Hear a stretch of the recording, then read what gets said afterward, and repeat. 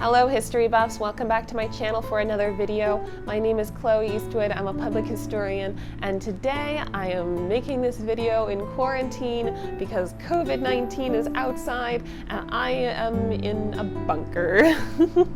While there's disease outside and while I'm trapped in here, unable to go to work and scared to catch COVID-19 out in my building, well, I will be making extra videos about history on topics that I've wanted to cover for a while but just haven't had the time to do it yet.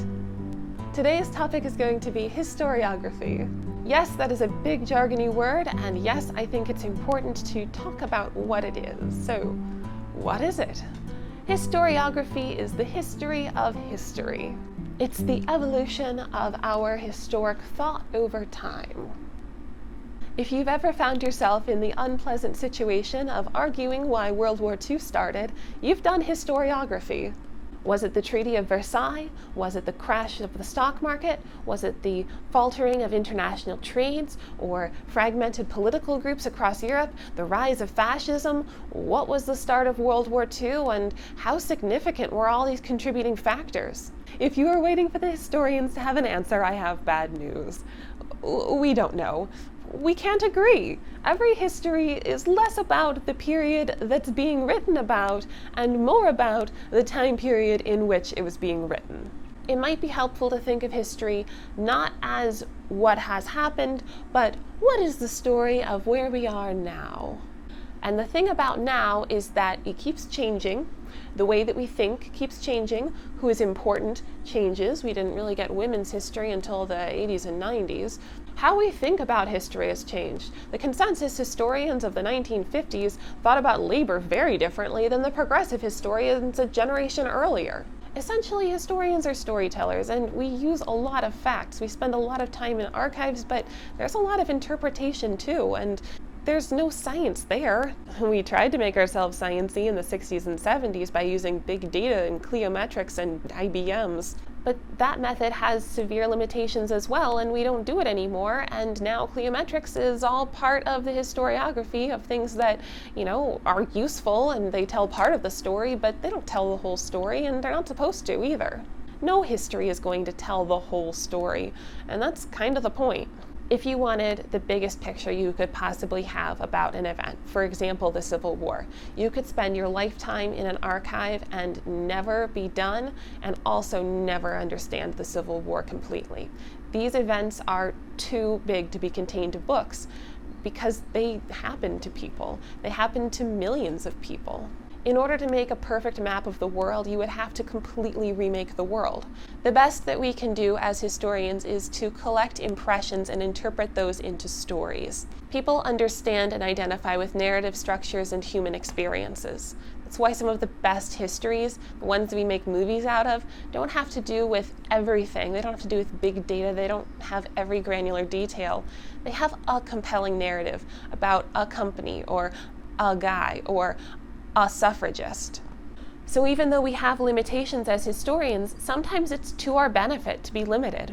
The other thing is that historiography doesn't have to be at odds with itself. People can get really defensive about how stories are told. Like, if a new story comes along, it means the old one isn't right anymore. But this isn't true either. A history about the 1920s could totally be about the robber barons and corrupt politics, but then if somebody comes along 20 years later and writes about women of the 20s, that's not a not this but rather my thing, it's a yes this but also my thing.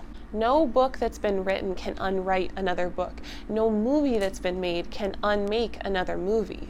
Just because we need a racially inclusive history of the labor movement doesn't mean that Thompson's history of the English working class is not a good history. It's a fantastic history. It's just not an all-inclusive history.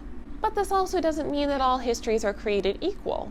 For example, Stanley Elkin's 1950s book on slavery starts from a very shaky place and it builds to some very questionable conclusions. Essentially, he argues that the trauma of being forcibly enslaved and moved to North America completely removed any identity or culture from the enslaved Africans. This is wrong. This is simply wrong. It was wrong when he wrote it. There was a lot of cultural study done in the 1960s and 1970s within the African American communities about their cultural inheritances and their cultural histories, which is the opposite of what he argued. And in the 70s, he wrote 2 postscripts, which make up a full third of his book, basically saying why his book was wrong, and it's interesting that they kept publishing it even with 2 postscripts saying that the entire book that came before was wrong. It makes me wonder what was going on with the publisher at that point. So historiography can change based on a number of different factors. It can change based on where other people's works are heading, it can change based on other disciplines, or it can change based on where we come from as researchers. It can change based on the technologies of one time or another. Right now we're finding ourselves in a really interesting boom of digital media. Essentially, historiography is always changing. I'm not bringing this up so that everybody goes out and reads a book on historiography, and in fact I would recommend against doing that. But the next time that you pick up a history book, you might see a brief synopsis of where the field has been and where this book is coming from and what it plans to add to the field of study. And that is a historiography. When people say historians disagree, but some people say this and others say this other thing, well, that's historiography too. And when you're having a conversation with an older relative and they want to talk about the Treaty of Versailles and you want to talk about international trade leading to World War II, well, that's also historiography. Thank you so much for watching this video on historiography. I'm going to go do other bunker things now, keep myself occupied in my little house. Let me know in the comments below how you're handling the whole quarantine situation, and until next time, make history.